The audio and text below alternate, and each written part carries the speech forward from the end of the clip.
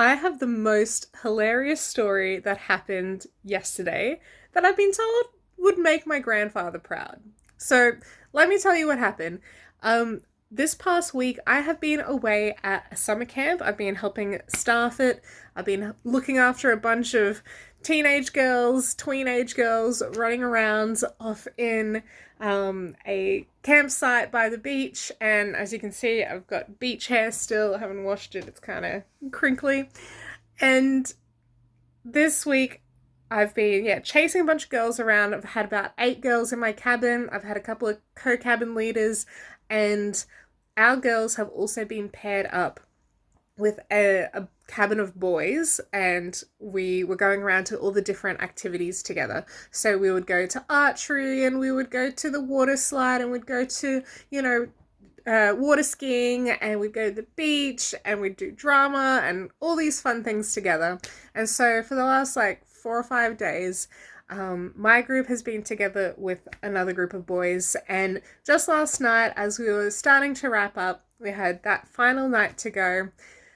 I was trying to sit down and eat some dinner, and one of the boys, one of the most rambunctious little boys from that boy group, ran over to me at dinner, and he got all up in my face and he was like, "Hey, Lindsay, are you a teacher?" And I was like, "What? Why?" He's like, "You're so good at everything. You must be a teacher." And I was like, no, but who put you up to this? Like, what's going on?" He's like, "Nothing.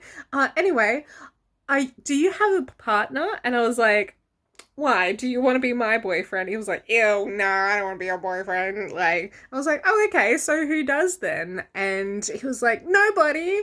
And I was like, "Yeah, exactly, that's why I'm single." And when he heard that, he just ran off to his table full of boys, and I was like, what just happened? Like, what is going on? This like 10-year-old boy or 11-year-old boy, whatever, is just like coming up and saying these random things.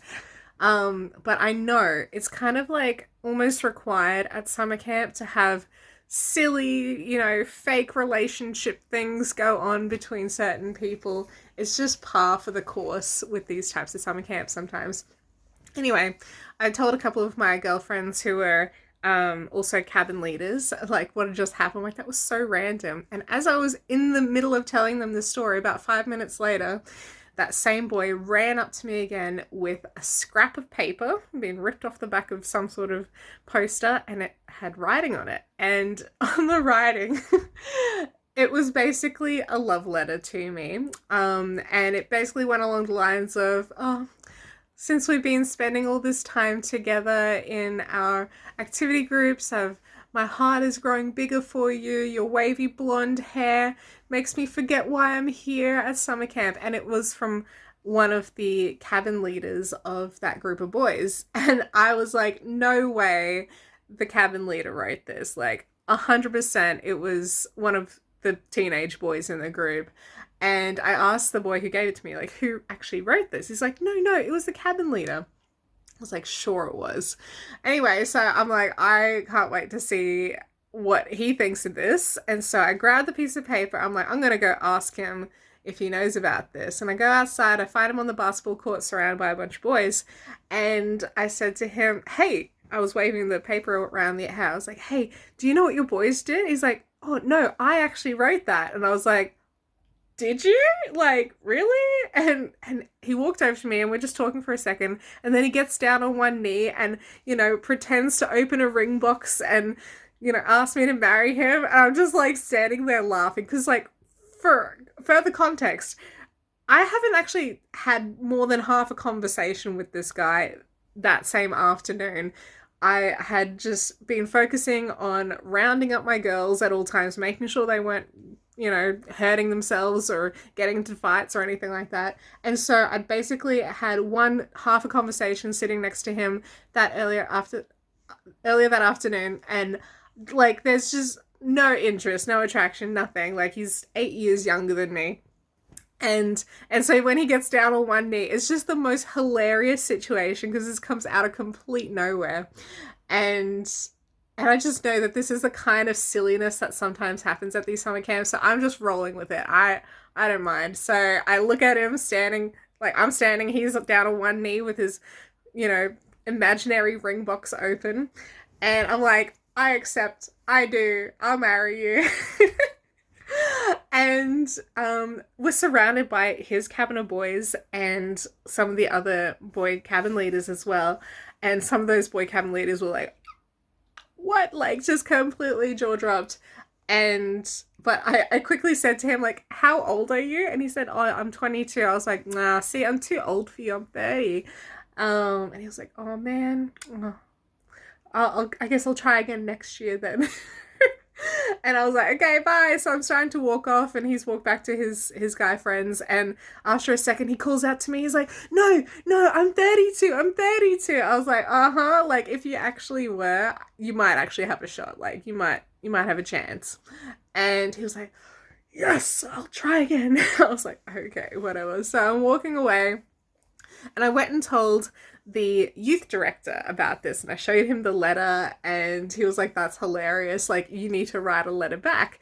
And I was like, oh, I wouldn't even know what to write. So he helped me half draft this little message, and I basically said to him, dear, cabin leader, since receiving your letter, what was it?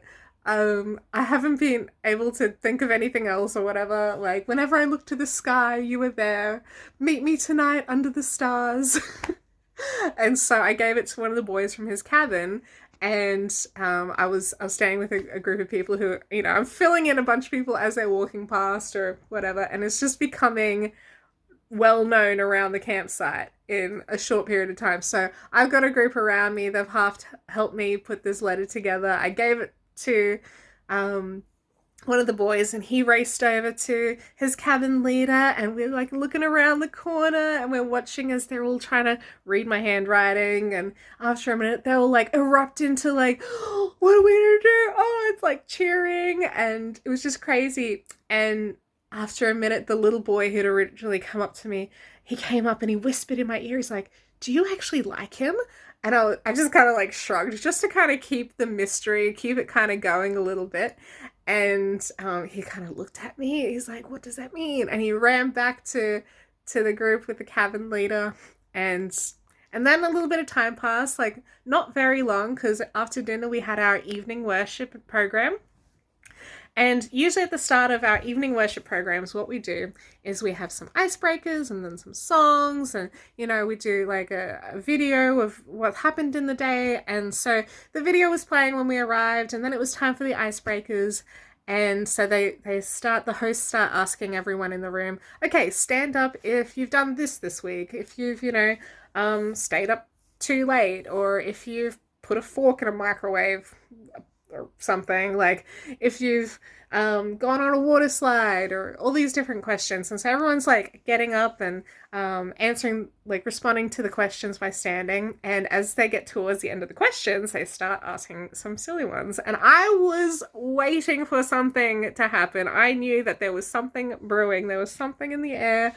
And so they asked another question, which was, stand up if you've written a fake love letter to anybody this week. And probably about 10 or 15 people stood up, and most of them were boys, I think, a couple of girls. And I stood up, but I looked across to the cabin leader who I'd received this message from, and he was sitting down, but all the boys around him were standing up. And I was like, interesting. But he was like looking like he was sad, like he saw me standing because mine was fake but his was real. And so he stood up like as if, oh yeah, it was actually fake, yeah, and so the next question was, all right, stand up if you found the love of your life here at camp. And I'm like, this is so funny. So I just stayed standing, and so did the cabin leader. And so it was just the two of us in the room. We were standing and nobody else, and everyone just erupted in cheers and like laughter and like, what on earth is going on? And at that point, we're just standing there laughing, and somebody from the front says, oh, well, we have the pastor here. He's able to, perform a marriage ceremony right now. So we'd like to invite you both to come down. And I was like, what is happening? And so the cabin leader went down the front, and I kind of half missed what had been said. Like, it was just like too much to take in, and the people, like my girls around me, were grabbing me and trying to like push me towards the front, and I was like, what? But I quickly collected myself. I was like, yeah, I'm just gonna play along with this silliness. And so I stumbled down to the front, and everyone's just like yelling and laughing and cheering. And so I stand next to the guy and I'm like, hi. He's like, hi. And the pastor's there and he starts his, pretend marriage spiel. And he's like, we're all gathered here today to witness the marriage of these two people. And just reminding you that the staff code of conduct does say that you're not actually supposed to start any official relationships until like all the campers leave in about another 24 hours. Um, but he kind of included that as if it was part of like the contractual binding agreement and kind of pronounced us something. But in the middle of this, like the guy, he actually grabbed both of my hands. So we're standing there in front of everyone, hand in hand, and like there was just so much screaming and laughing and cheering going on. And I'm like looking at everyone like shh. And I was just cracking up so hard. I couldn't even stand up straight. I was just like leaning over and laughing like this is the silliest thing that I've ever been involved with.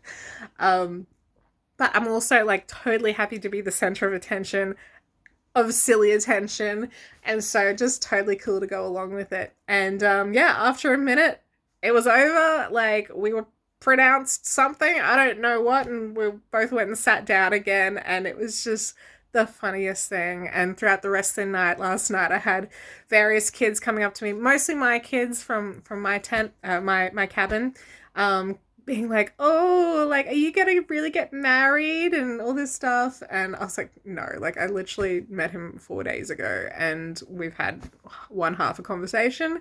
And then they're telling me other things like, oh, he's got a real girlfriend. I'm like, oh, now you tell me. I guess this is why we don't jump into marriages too quickly. This is why we need to get to know a person before we actually jump into a relationship. And I guess I'll just have to divorce him now if he's two-timing me with his other real girlfriend back at home. Ugh. And so I actually kind of used it as like a little funny teaching moment for my girls. Like, you actually got to get to know a person before you jump into a relationship with them. And I guess that's my take-home message for you guys. I know we do a lot of talk about kingdom marriages, and out there is a lot of talk about really quick, fast kingdom marriages. And even I have talked about the story of Isaac and Rebecca, how God brought together a relationship really, really quickly. But I also want to caution you, do your due diligence. Make sure you're praying. Make sure you're getting to know a person without emotionally attaching to them too quickly until you get to know who they are in every season, right?